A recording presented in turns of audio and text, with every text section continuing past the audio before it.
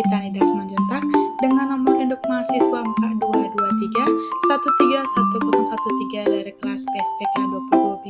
Jadi, sekarang kita akan membahas tentang materi larutan elektrolit dan non-elektrolit.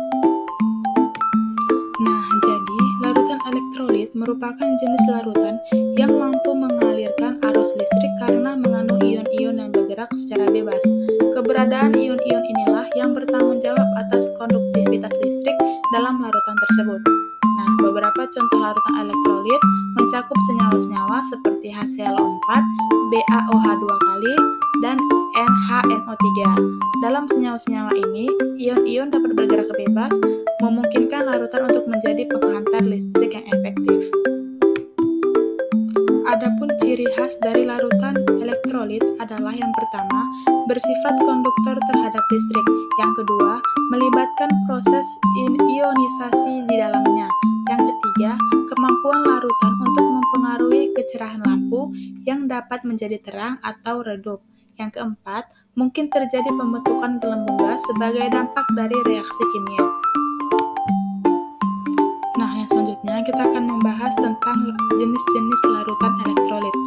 Elektrolit itu terbagi menjadi tiga. Yang pertama ada elektrolit kuat.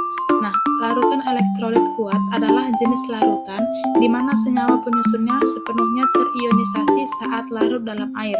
Contohnya seperti HCl, HNO3, dan NaOH.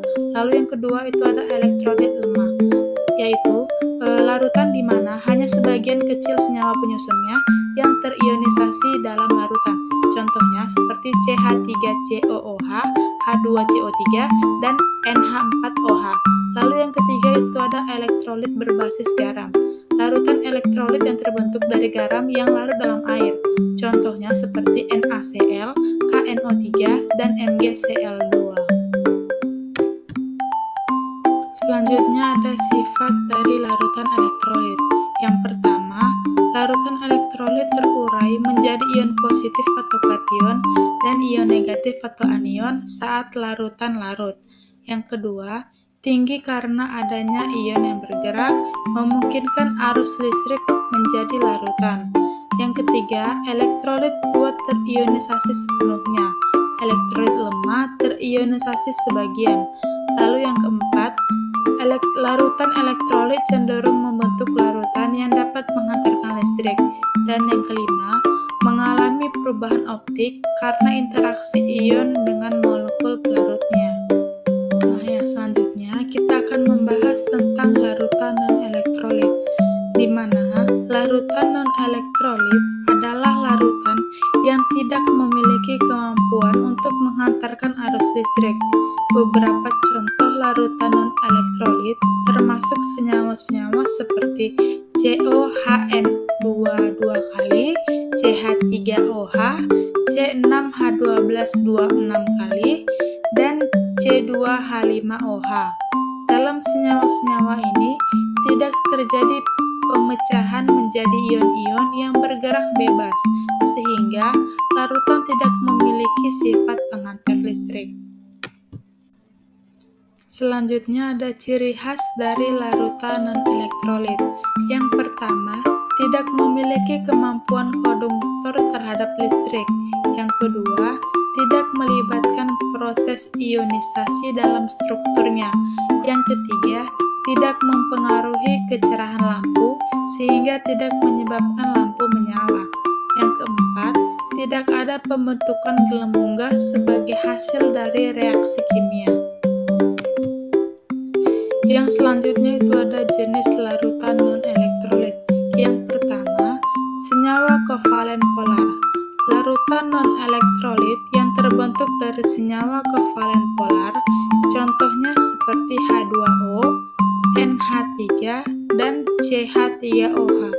Lalu yang kedua itu ada larutan kovalen nonpolar, yaitu larutan non-elektrolit yang terbentuk dari senyawa kovalen nonpolar. Contohnya C6H12O6 atau glukosa dan C2H5OH atau etanol. Lalu jenis yang ketiga yaitu senyawa ion kovalen, yaitu larutan yang terbentuk dari senyawa yang terdiri dari ion-ion yang terikat secara kovalen. contohnya seperti CO2 atau karbon dioksida dan N2O atau oksida nitrous. Yang selanjutnya kita akan membahas tentang sifat larutan non-elektrolit. Yang pertama, larutan non-elektrolit tidak dapat memisahkan diri menjadi ion positif dan ion negatif karena molekulnya tetap utuh dalam larutan.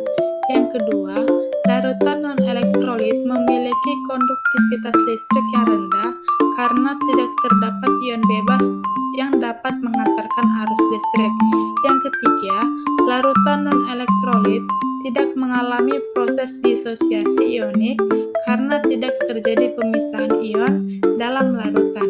Yang keempat, larutan non-elektrolit tidak terbentuk larutan yang menghantarkan listrik karena tidak ada ion bebas yang dapat membawa muatan listrik. Lalu yang kelima, larutan non-elektrolit tidak mengalami perubahan kegiatan optik karena tidak ada ion yang berpartisipasi dalam membentuk ikatan dengan molekul pelarut. Selanjutnya kita akan membahas tentang daya hantar listrik. Nah, daya hantar listrik ini adalah kemampuan suatu bahan untuk menghantarkan arus listrik. Ini merupakan sifat yang penting digunakan untuk mengklasifikasikan bahan menjadi konduktor, isolator, atau semikonduktor. Daya hantar listrik dipengaruhi oleh sejumlah faktor, termasuk keberadaan partikel bermuatan listrik, mobilitas partikel tersebut, serta kepadatan dan struktur materialnya. Kemudian kita akan membahas tentang sifat daya hantar listrik. Yang pertama, daya hantar listrik ini berkaitan erat dengan keberadaan partikel bermuatan di dalam suatu bahan. Yang kedua, bahan yang digunakan banyak bermuatan, seperti ion atau elektron bebas memiliki daya hantar listrik yang tinggi. Yang ketiga, mobilitas partikel bermuatan memainkan peran kunci dan menentukan daya hantar listrik. Yang keempat, semakin cepat partikel bermuatan bergerak, semakin tinggi daya hantar listriknya.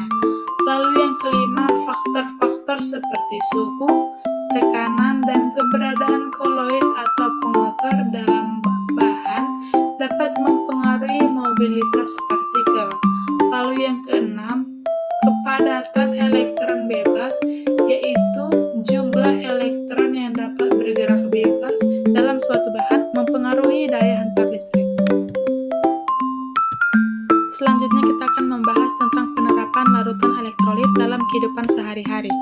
Yang pertama, larutan elektrolit seperti minuman isotonik membantu mengganti elektrolit yang hilang selama aktivitas fisik intens, seperti olahraga. Lalu yang kedua, baterai elektrokimia menggunakan larutan elektrolit untuk mendukung aliran listrik yang digunakan dalam perangkat elektronik sehari-hari seperti ponsel dan laptop.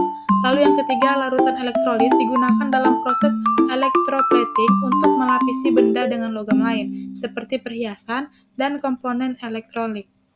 Lalu yang keempat, larutan elektrolit dapat digunakan dalam proses pembersihan atau disinfeksi air dan permukaan, membantu memastikan kebersihan dalam kehidupan sehari-hari. Lalu yang kelima, dalam elektroforesis dan uji elektrolit darah. Larutan elektrolit membantu pemisahan dan analis komponen-komponen yang penting untuk didiagnosis medis. Nah, teman-teman, karena tadi sudah dijelaskan tentang materi mengenai larutan elektrolit dan non-elektrolit, di sini terdapat 2 soal. Jadi teman-teman diminta untuk menjawab pertanyaan tersebut, lalu mengirimkannya di kolom komentar dengan pertanyaan. Soal yang pertama, apakah air termasuk larutan elektrolit atau non-elektrolit? Berikan alasan untuk jawaban Anda. Lalu soal yang kedua, tentukan apakah larutan garam meja atau NaCl merupakan larutan elektrolit atau non-elektrolit. Jelaskan juga jawaban Anda. Berakhir sudah materi pembelajaran dapat saya berikan. Semoga bermanfaat dan terima kasih teman-teman. Bye-bye.